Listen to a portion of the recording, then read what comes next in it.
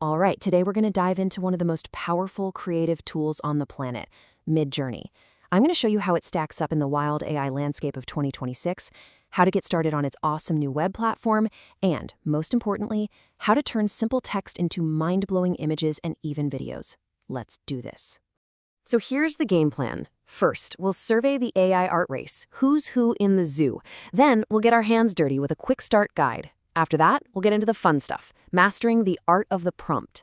Then, we're going to make our creations move. And finally, we'll wrestle with the big question. In this new AI era, who actually owns the art? First things first, let's get the lay of the land. The world of AI image generation is moving at light speed.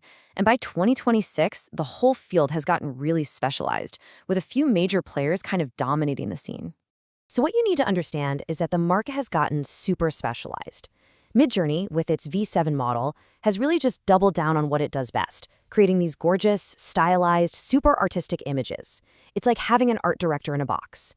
Then you've got Flux Pro, which is the gold standard for photorealism and, just getting the details right. DALL-E 3 is all about convenience. It's right there in ChatGPT, perfect for brainstorming. And of course, Stable Diffusion is still the king for anyone who loves to get under the hood and have total control. And this really gets to the core of it, a kind of philosophical difference, Think of it this way. If you're a product photographer and you need a perfect shot of a watch, you want Flux's precision. But if you're an art director building a mood board for a film, you want MidJourney's vibe, its aesthetic instinct. It's not about which one's better.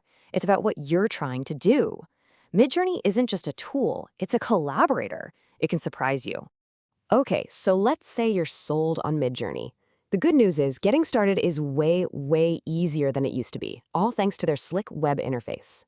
It's literally just 3 simple steps. First, pop over to midjourney.com, sign in with your Google or Discord account, easy. Second, you gotta pick a plan. My recommendation, start with the standard plan. It gives you unlimited relax mode generations, which, trust me, is a lifesaver when you're just learning and don't want to burn through credits. Finally, you just have to accept the terms of service, and that's it. You are in. And this right here is where everything's changed. Seriously, forget everything you knew about typing slosh imagine into Discord. The web interface is so clean and intuitive. You've got this main Create tab that's your command center, and a settings panel with simple sliders for everything. Plus, the search and smart folders make it so easy to organize your work. It really feels less like a chatbot and more like a pro-level creative suite. All right, we're in. We're ready to go. This is where the magic happens. Because at the end of the day, it all comes down to the prompt. Look, you can't just type dog and expect a masterpiece. To get those really great results every time, you need a little structure. Think of your prompt like a recipe. It's a simple formula. Start with the subject, then the medium, like a photo or a painting, then describe the environment and the lighting, and finally, add the mood. Let's see it in action. Okay, a photorealistic portrait of a woman in her 40s. That's our subject and our medium. Looking at a laptop and a coffee shop with natural light. Boom. Environment and lighting. Moody, cinematic. And there's our mood. That last bit, our 16:9, that's just a little technical command to make it a widescreen image. See? Each piece gives the AI another layer of exactly what you want. So what if you want to dial up the art part? That's where Stylize comes in. Think of it like a volume knob for creativity. A low value tells MidJourney, hey, stick to my instructions exactly. But a high value, that tells the AI, go wild, do your thing, surprise me. It's the difference between asking for a photograph and asking for a masterpiece. Okay, now for 2 features that are absolute game changers. They solve one of the biggest headaches in AI art, consistency. With character reference, you can give it a picture of a character and it'll keep their face, their hair, their clothes the same in new pictures. And style reference, you can upload any image, a painting, a movie still, and MidJourney will borrow that aesthetic, that vibe, for your new creation. So cool.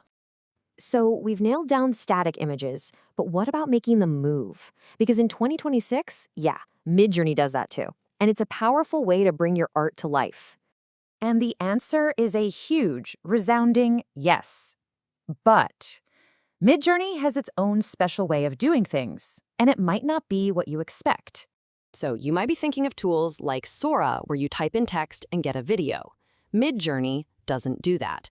It uses what's called an image-to-video approach. And this is actually brilliant because it plays to MidJourney's biggest strength, its unbelievable image quality. You start with a gorgeous image you already love, and then you animate that, which means the video keeps all that amazing artistic detail. And the best part? It's ridiculously easy. You just pick an image from your gallery, click the Animate Image button, pick a mode, you can even make seamless loops, adjust the motion, hit go, and boom! In a few moments, you've got yourself a downloadable video file. Now that little motion level setting, it's actually super important. Low motion is perfect for that subtle cinematic feel. Think hair gently blowing in the wind or a slow camera pan. High motion is for action, explosions, car chases. But fair warning, it can get a little weird and glitchy sometimes. I'd say start low and then crank it up if you need more energy. Okay, so we've covered all the cool how-to stuff, but now we gotta zoom out and talk about the big picture, because this tech brings up some huge questions we just can't ignore. Like, what does it even mean to be an artist anymore? And who owns this stuff we're making? And there's this one court case that perfectly sums up the whole messy situation. Back in 2022, a guy named Jason Allen won an art competition with a MidJourney piece. He tried to copyright it, but the U.S. Copyright Office said no. So he sued them, and after a long fight in early 2026, the office basically said no again, but louder. And that set a huge precedent. So what was the Copyright Office's final word? Well, here it is, pretty much verbatim. They argued that copyright law has always required human authorship. Since the AI isn't human, the work it creates can't be protected. Basically, they're saying typing a prompt is like commissioning an artist, not being the artist. So with all that in mind, how in the world do you pick the right tool for you? It really all comes down to what you need. If your number one priority is a stunning artistic style, MidJourney is your answer. If you need dead-on, perfect photorealism, you go with Flux Pro. And if you just need something fast and easy, DALL-E 3 is the king of convenience. Let's break it down even more. Super simple. Choose MidJourney if you're an artist, if you're making concept art, social media stuff, anything where a unique aesthetic is the whole point. Choose Flux Pro if you need to create commercial product shots, mock-ups for a client, or anything that absolutely has to look like it came from a real camera. And that really brings us full circle, right back to that massive question. When you spent all that time prompting and tweaking and you finally have that perfect image, is it your art or is it the AI's? The law seems to have its answer, for now. But for us, the people actually using these tools, well, we're the ones who have to figure out what it all really means. At the end of the day, that's what these are, tools. But man, are they powerful? The platform you choose to master, the prompts you learn to write, that's what's going to define your creative power in this new world. The future of art isn't written yet. It's waiting for you to prompt it into existence.